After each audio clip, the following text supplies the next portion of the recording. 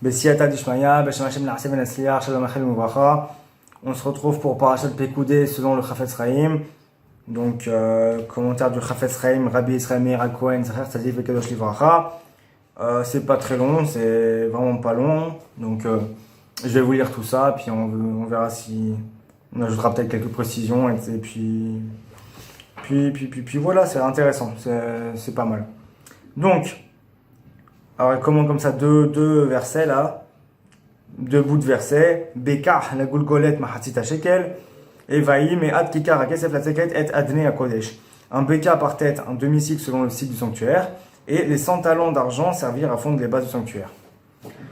Le saint, alors comme ça nous dit le Chafetz Chaim, le saint béni soit-il demanda que ces dons servent aux bases sur lesquelles allait reposer le corps du tabernacle, afin que tous les Hébreux y aient part. Il en va ainsi pour les disciples des sages et ceux qui les soutiennent.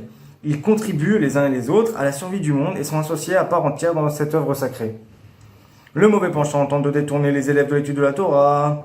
Quand il n'y parvient pas, il se tourne vers ceux qui les soutiennent et parvient à les détourner de leur tâche, parce qu'ils ne savent pas combien elle est importante. Alors ça, c'est ce qu'il nous dit le Chafetz Chaim, et il y a des commentaires comme ça, des petites histoires comme ça rapportées dans Maasai la Meler. De même, à propos du verset, il vit qu'il ne pouvait avoir raison de lui et toucha la cavité de la hanche, dans Bereshit 32-26. Le Zohar rapporte que l'ange d'Esav lutta avec Yaakov pour perturber son étude. Il vit qu'il ne pouvait avoir raison de lui et il toucha la cavité de la hanche. Ceux qui soutiennent les disciples des sages, comme la hanche soutient le corps, la cavité de la hanche de Yaakov se démit, il parvint par toutes sortes d'arguments à dissuader les généreux donateurs à soutenir les forteresses de la Torah et les élèves des yeshivot.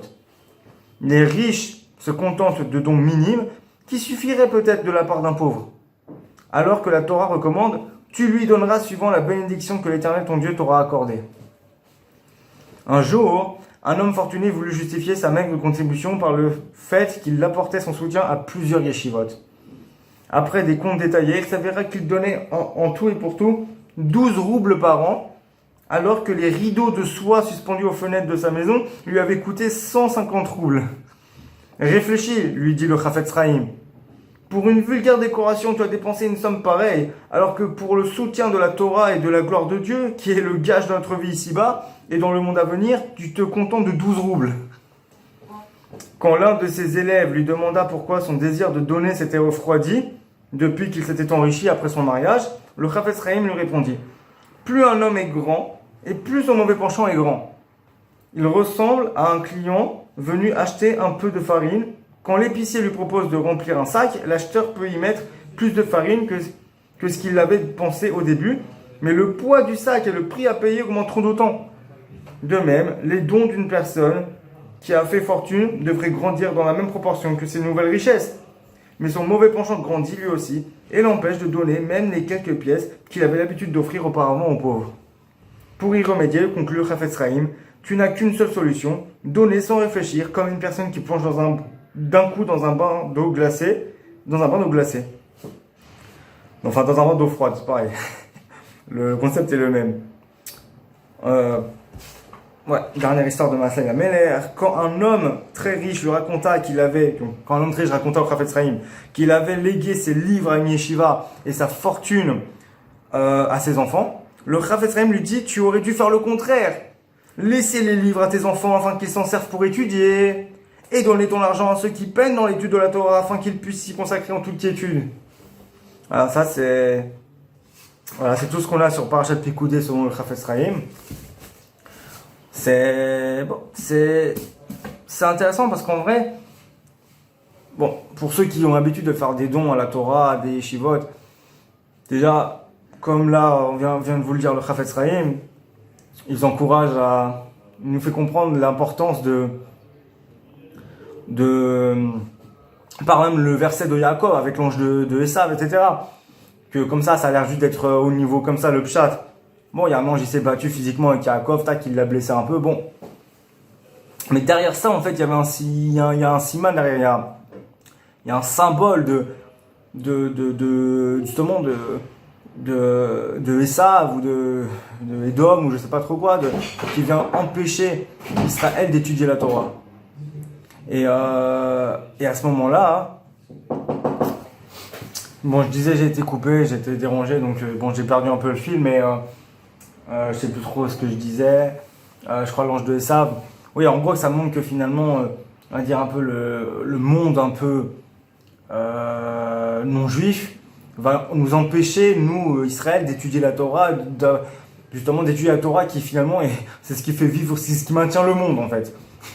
Donc, et on le voit dans l'histoire, on voit que dans l'histoire, les non-juifs, les nations ont persécuté le peuple juif de toutes sortes de manières, des fois en s'attaquant à la Torah elle-même, à la religion, au texte, au livre, aux synagogues, etc. Ou des fois en s'attaquant au peuple lui-même, donc au niveau physique, etc. Donc soit en s'attaquant au niveau physique, soit en s'attaquant au spirituel. Donc dans tous les cas, ils essayent de mettre des bâtons dans les roues d'Israël, des Juifs, etc., de l'âme Israël.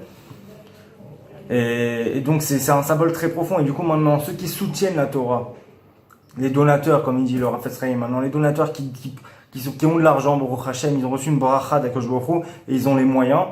Alors au lieu de dépenser, bon là il dit 150 roubles, mais au lieu de dépenser des centaines d'euros dans des décorations futiles, dans de la décoration, du mobilier, alors je dis pas, il faut avoir du mobilier, il faut pouvoir vivre convenablement, si Dieu nous a donné, il vous donne une bracha, et une parnassa, etc., bah, Baruch Hashem, et bien sûr vous avez le droit d'en profiter. Mais n'oubliez pas que vous ne devez pas dire oui, mais voilà, mais je donne déjà ci, à ça, bon, je donne que 20 euros.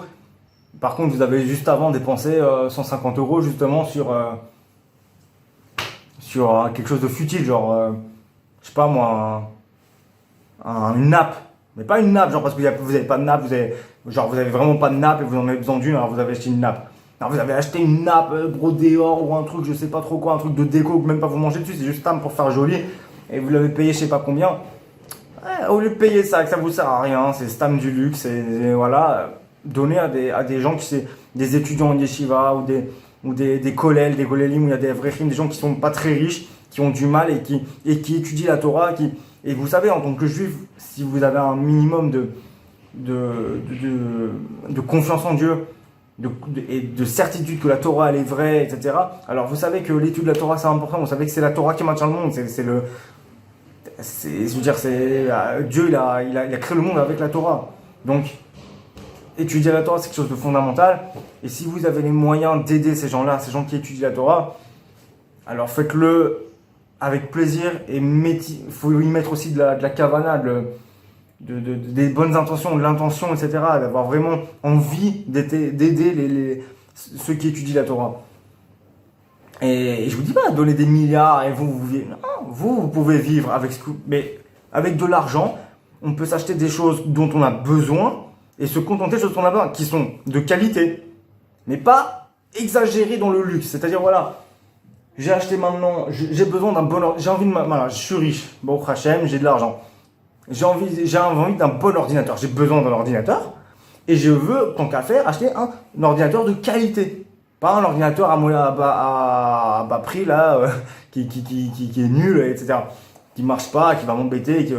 Un bon ordinateur. Ok, vous avez le droit d'avoir un bon ordinateur.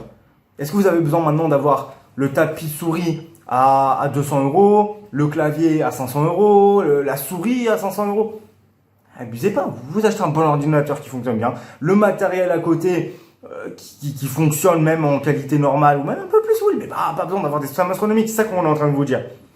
Et c'est hyper important de savoir, justement, voilà, profiter de la bracha et de la parnassa que Dieu nous donne pour vivre certes convenablement avec ce qu'on a besoin, d'acheter ce dont on a besoin, pas juste ce qu'on veut tout le temps, ce qu'on a besoin et de qualité, certes, mais de qualité, pas de luxe et de... Voilà. Qualité, il y a luxe. Faut... Très bonne qualité, si vous voulez, mais pas le grand luxe. Parce que vous avez les moyens justement d'investir dans la Torah. Et d'avoir une part énorme au monde futur, au paradis, au Gan Eden, etc. Vous verrez tout l'argent que vous avez mis. Vous verrez même les 20 euros que vous avez donnés. Vous verrez au Olam Haba le salaire que c'est énorme. Vous dire, oh là là, si j'avais su, j'aurais donné 100 euros. Je dis ça comme ça, moi j'ai pas d'argent, donc voilà, je peux. Mais ce que je veux dire, c'est que faut comprendre Ceux qui ont la parnassa, Dieu il donne à des juifs. Bon, je parle pas des non-juifs, il y a des non-juifs, déjà il y a des non-juifs qui donnent, il y a des non-juifs qui donnent à la Torah, qui donnent à des yeshivot, il y en a. Mais vous, en tant que juif, vous êtes prioritaire, c'est vous qui devriez nous aider, les yeshivot, les étudiants en yeshiva, les avrechim, les kolelman, comme on le dit en France, comme ça.